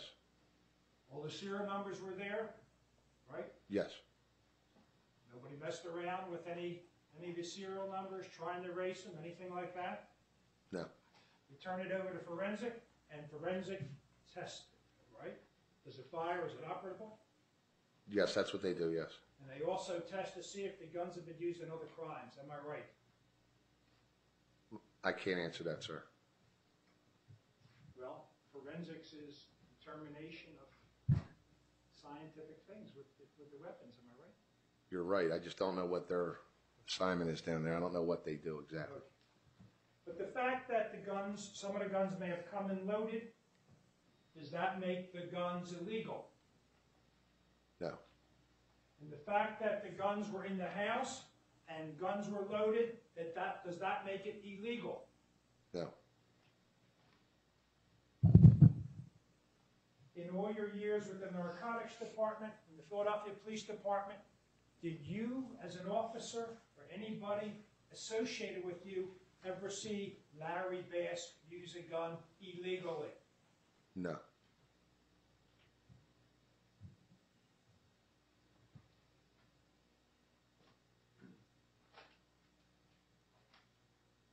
You confiscated all the materials, the marijuana, the prazolam, and the guns, am I right? Yes. If there was cash in the house, would that have been confiscated also and put on property receipt? Yes. Was there cash in the house? Not to my knowledge, no. And if there was, it would have been to your knowledge, am I right? Yes, if we found it, yes.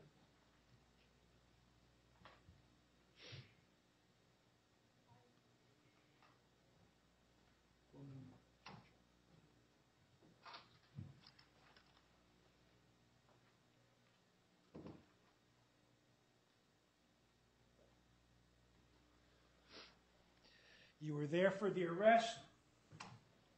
Mr. Bass did not have a gun, correct? Correct. Mr. Bass did not have a holster, correct? Correct. And not one bulletproof vest did you ever find in a house that belonged to Larry Bass. Am I also correct? You would be correct.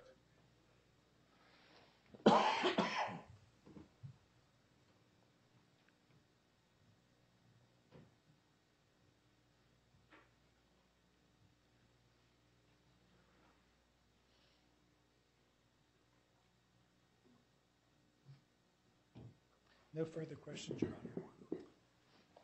Okay, redirect. Very brief. You testified that Larry Bass wasn't found with a holster. Was the holster seized?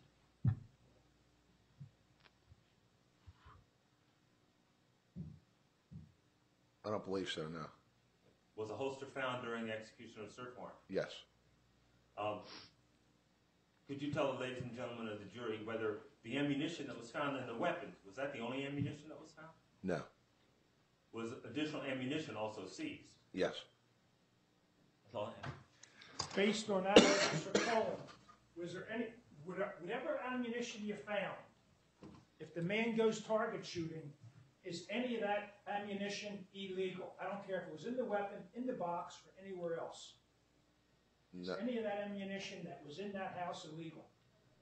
Not to my knowledge, no.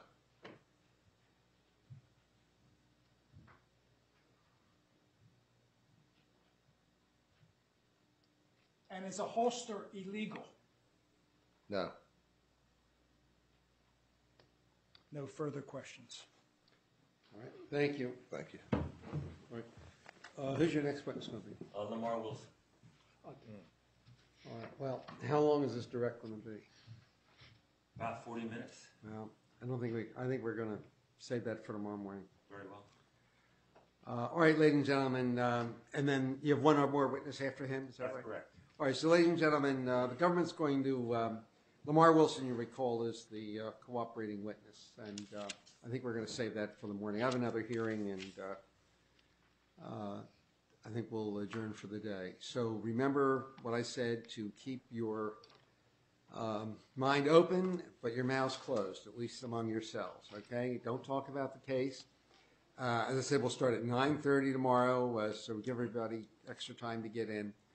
I understand there's going to be some rain tonight, but I also heard that the temperatures are going to be well above freezing, so I hope nobody has any problems tomorrow getting home or getting in tomorrow morning. But if you do, I think Ms. Bryson gave you a phone number to call, correct? Okay.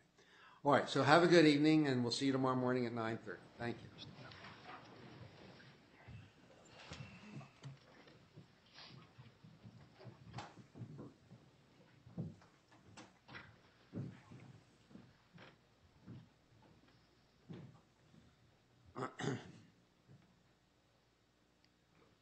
Okay, let's stay on the record. All right, so Mr. Kaufman, you're advised that Mr. Whitehead is going to rest, mid-morning tomorrow. Now, you're going to come in with a reduced set of medical records. Yes, Your Honor. You'll go over those with your client this evening. Now, if you have any witnesses, you'll have them here so they can testify. And it's possible we could have arguments tomorrow and possibly even the charge. So Understood. please be ready to proceed accordingly. Okay? To tell the court where I'm at, I Yeah. have no witnesses. Yeah. And Well, basically, how are you going to introduce the medical records? Just by stipulation? we have stipulation. Okay. All right. And You then, know, I'll tell the jury they're stipulated too, but I think the stipulation should be that I think you ought to identify that if a certain person was called, they would identify these as the medical records okay. of your client, whether that's a custodian or a doctor, or you may divide them into two separate groups or something like that. I mean, I don't think you can just hand up a set of medical records without Understood. having a stipulation as that they would be the testimony of somebody. And Okay? the court's still recommending a redaction of them, not the entire 96 pages. Yeah, I want to see a understood, redaction, particularly anything prior to 2006, something like that. But I'll allow limited amounts before that if Understood. you feel they're appropriate. But Understood. It may be helpful for government counsel if opposing counsel would send a proposed stipulation this evening by fax or email, I could take a look at Well, it. I think that's a good idea. I also think, why don't you, two of you, come over early so you can discuss this with each other, like at 9:15 or so. Can you both be here at 9:15? Be here earlier. Well, 9:15 is fine now. all right. Okay, so you can try and I think that's a good idea that you ought to draft something and fax it over to Mr. Whitehead so he'll see what your stipulation looks Is it like. okay if I email him? Yeah, emailing it is fine. Yeah, just make sure you communicate with each other. So Understood, Judge. I don't want to waste the jury's time tomorrow morning. No, understood. Okay? All right, thanks very much. Thank you. All right, anything else you want to cover? Any other legal issues? No, no. All right, thank you. Okay. All right, have a good evening. All right, we'll do the Lower Merion case in about 5 minutes. Thank you.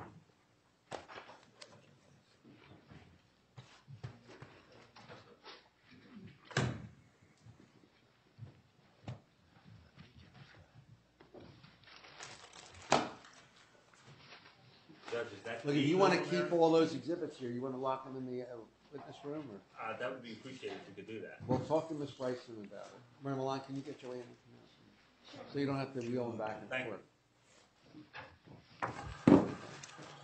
Judge, are you hearing the Lower Merion case that's been in the news? No, that's a different one. Judge Du Bois is hearing that upstairs, I think.